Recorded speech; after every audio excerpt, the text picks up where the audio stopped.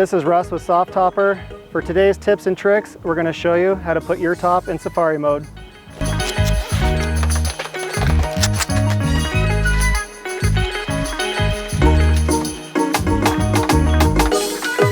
All right, we're going to start by unsnapping the side rail, releasing the Velcro. And the first tip is going to be back here at the corner. As you fold the rear corner inward and roll the fabric to the inside, it helps to have a buddy to get this rolled nice and tight and look really clean. You can do this by yourself, but it's very helpful to have a friend. Now that the fabric is no longer secured to the side rail, we're relying on the safety strap to secure the top. We recommend putting a little extra tension on each strap.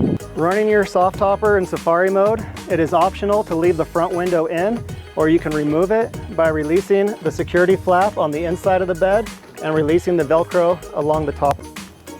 When rolling up your rear window, there's two options. You can roll it to the outside, leaving your rear bar in the window, or you can remove the rear bar, store that in the back of the truck, and roll the rear window to the inside, giving it a nice clean look.